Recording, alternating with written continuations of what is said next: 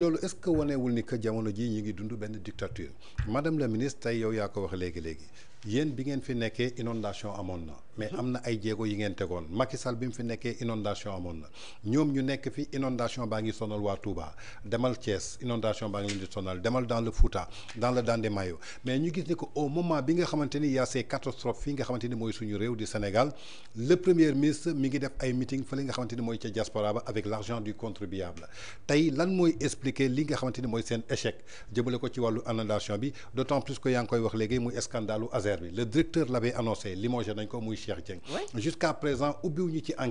enquête parlementaire amu ci justice prononcé aussi alors que aujourd'hui fi ñu toll képp kuy champion nationaux nga waroon relever suñu économie le cas de Khadim Ba on peut en citer Samuel Sarr yéen a bokkoon gouvernement on peut citer Dan Sarr et d'autres personnes comme Tahirou Sarr ñoom ñëpp ñi ngi en prison est-ce que tey li nga doon développé léegi par rapport aux politiques de la diplomatie économique ay investisseurs mën a ñëw Sénégal est-ce que tey malgré seen voyage yi est-ce que du benn wii bu ñuy jot rek mais duñu gaaw am concrétisation gis ki nga xamante ne tey dina ñëw pour jàppale leen. xam nga voyage yi. c'est juste dans son schéma. parce que jaay na boppam Sénégalais yi ne moom c'est un homme d'État.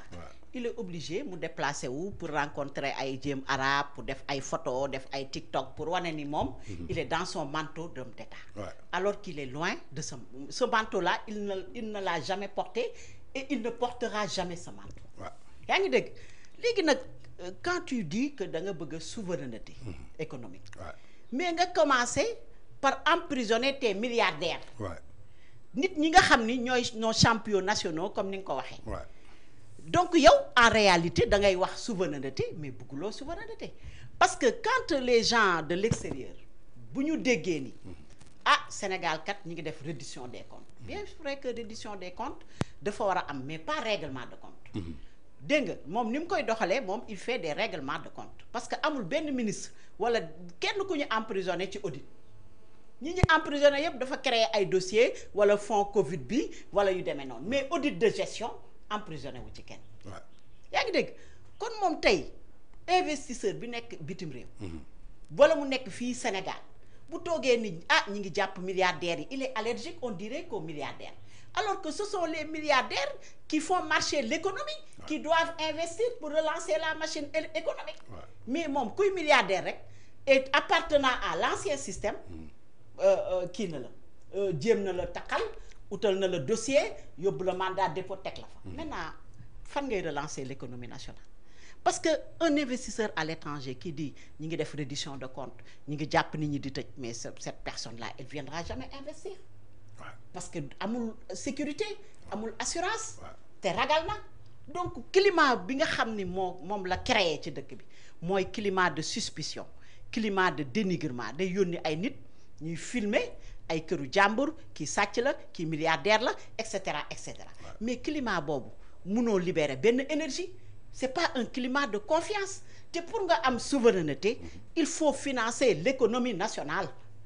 te pour financer l'économie nationale il faut des champions tey avant en 1960 ak léegi mais Chine ni mu melu ko woon. non melu ko woon parce que dañu créer des fonds chinois capable de ñu gunge les chinois ci entrepreneuriat productif. mais yow tey gisuñu dara loo xam ni lu dul ñu ngi moom daal régime bi mandat dépôt pôle judiciaire convoqué na la opinion délit d'opinion c'est tout ce qu'on voit. par rapport à l'économie par rapport à l'emploi parce que quand l'économie marche normalement day tirer l'emploi. yaa ngi dégg cette jeunesse là qui constitue 70% de notre population et jeunesse bi nga xam ni dañ ko gëmoon yaakaar ko jël seeni 1000 francs ndeysaan di daw di ko jox mais cette jeunesse là dañu yaakaaroon ni bu ñëwee ñoom ñëpp dañuy am liggéey. mais est-ce que du lu mu tàmmoon du temps de l'opposition bi ñu ko dàqee impôt tamit gis nga diaspora bi ñoo doon cotiser pour di ko jox mu dund. bi mu yoree partem diaspora bi ñoo doon cotiser. bi muy woote arena barki démb gis nga cotisation la woote. est-ce que lu mu miin cotisation loolu moo tax tey ji mu foog ne que gestion état mën nañ ko wekk aussi ci cotisation. moom laa lay wax xam nga moom il méconnaît totalement la réalité de l'État. xam nga dafa bëgg Sénégalais yi defar Sénégal. waaw xam nga mais Sénégalais yi pour ñu defar Sénégal da nga leen di organiser. pour ñu defar Sénégal tu libères les énergies. tu mets un dispositif boo xam ne dina leen yombal entrepreneuriat. di nga teg dispositif boo xam ni da nga leen di orienter ci formation boo xam ni ëllëg ça sera une formation productive ba ëllëg dañuy am ay ingénieur en électronique ingénieur en agroalimentaire ingénieur bu ëllëgee dañuy gunge le plan d'investissement wala la vision bi nga décliné mais moom le problème qu'il a avec les Sénégalais mooy cotisation xam nga état y a le tapis rouge de l'état mais le tapis rouge dafa am lu muy signifier le tapis rouge c'est l'honneur le tapis rouge dafay am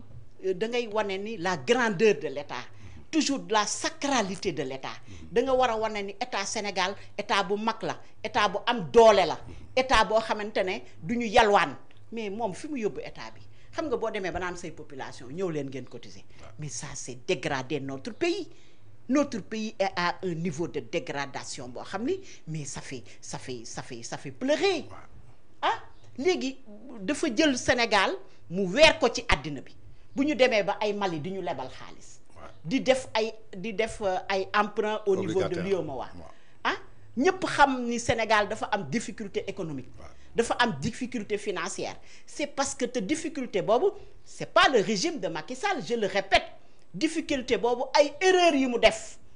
ay erreur am moom yi mu def moo indi Sénégal ci situation bi mu nekk yow soo nekkee homme d'État même si tu fais une réunion au palais avec le président de la République meeting boo taxaw ni man ak diw ak diw ak diw ak diw dañ doon réunion mais ça c'est pas l'état dafa am sutura l'état dafa am discrétion l'état dafa am grandeur te loolu yépp ñu ngi koy perte xoolal même moom son image boo koy xool sax il essaie lui-même d'être un homme d'état day jékki-jékki il regarde sa montre man dama ne montre bi pourquoi mu di ko xool c'est pour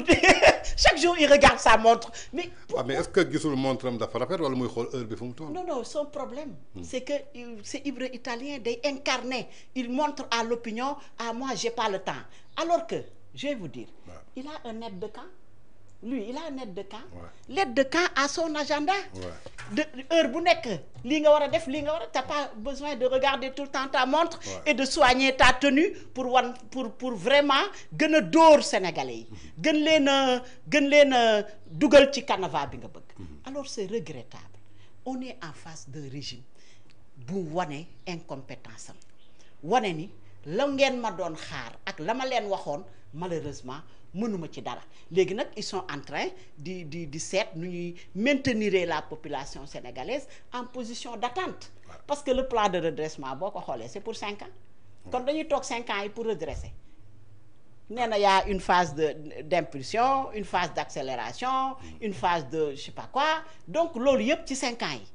qu'est-ce qu'il redresse li mu yàq xanaa lay redresser le déficit budgétaire bi nga xam ne ñun xamatuñu fu ñu nekk ah léegi nii actuellement boo xoolee même à la fin du mois l'État paye par séquence